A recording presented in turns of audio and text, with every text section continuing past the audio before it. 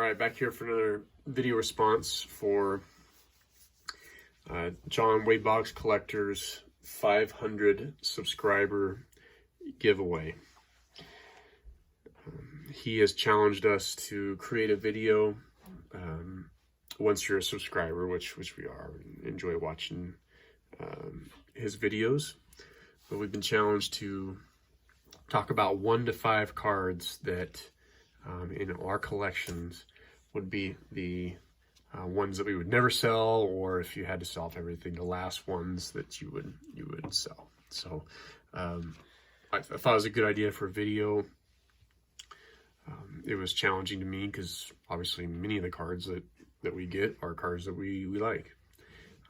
But I think one of the important things about collecting cards is not necessarily just, you know, the monetary value. Obviously you like your cards to be worth something, but there's also an element of history behind it. They represent a small, very small piece of history, and especially vintage cards. And I think that's why I kind of gravitate towards vintage.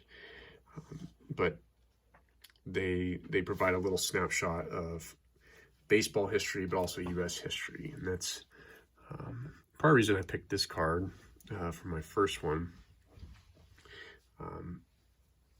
The 1953 Topps Jackie Robinson. I got this card a long time ago, over 10 years ago, and got it raw. Finally decided to get it graded. I just wanted it protected in an SGC slab, and I like their slabs. I did not expect it to get a numerical grade. I thought it was going to get an authentic grade. On the back, you can see, I'm imagining a child, you know, years ago in the 50s wrote the letter B. For whatever reason, I'm assuming it means for Brooklyn, but, you know, who knows. But then there is some writing on the back of that card, but other than that, it's just an incredible card. The value of this card has gone up a lot, and that is not necessarily why I picked it, is because of the value, but because it would be difficult for me to replace it now. But in my opinion, the best looking Jackie Robinson card of his playing days cards. But I'm biased, obviously, but just a great looking card. So I also asked some helpers to help me with the video today. So hi, Sadie. Hello. Why don't you go ahead and can I put your card out there? Mm-hmm. Okay, and you talk about your card. Well, I put it out here on the stand for you. Hi, my name is Sadie, and I like Bulbasaur because he is cute, and I like flowers, and he has a bud on his back. And Bulbasaur evolves into Ivysaur, and Ivysaur has a pink bud on its back, and Ivysaur evolves into Venusaur, and Venusaur has a full flower on its back. And I like the green-blue color on Bulbasaur's back. On Bulbasaur. Nice job. And I have a Pokemon card.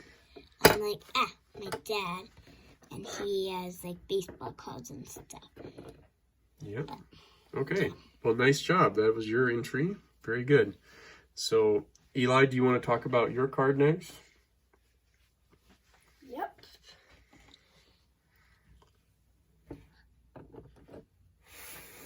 Mine is Clefairy, and I really like it because it's obviously my favorite, and I love how it's like a light pink with brown ears, and then it has white feet, but they're actually supposed to be brown.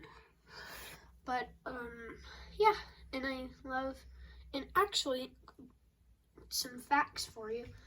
Clefairy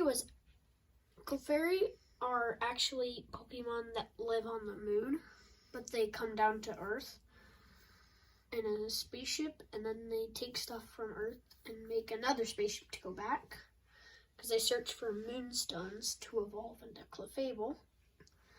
And then another one is Clefairy was actually going to be the mascot of Pokemon instead of Pikachu. It was going to be Ash's starter, but they changed it because in Japan back then, the boys thought pink was all they thought pink was a bad color because it was like a girl color.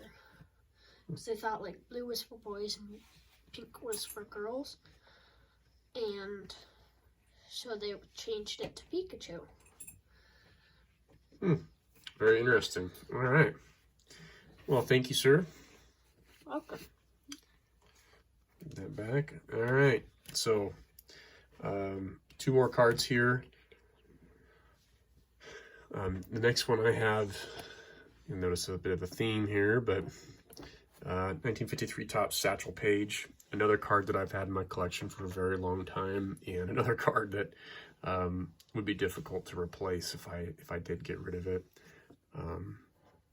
This card is very well loved before I ever got it. It's got some creases and different things, but the image still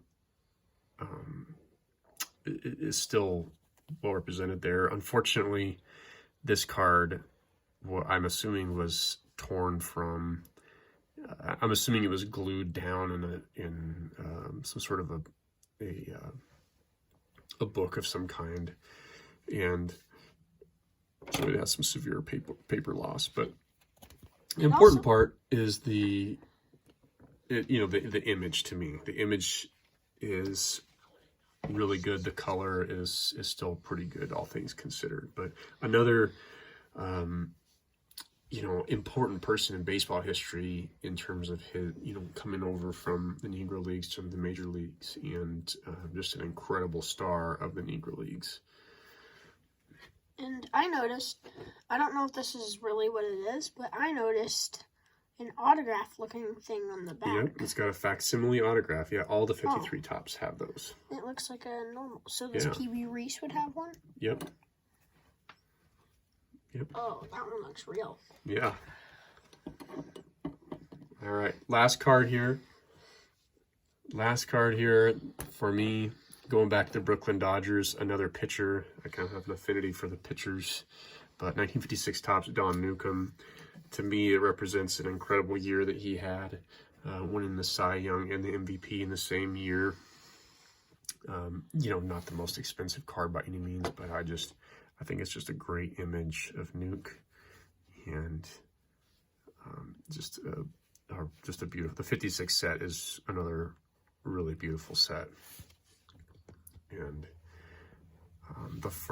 as I talked about in my last video, the first very successful black pitcher in Major League Baseball was Don Newcombe, and another story of what could have been if you think about his time spent in the Negro Leagues and military, and some personal choices he made. If things had been a little bit different, what a career or what kind of stats he would have had.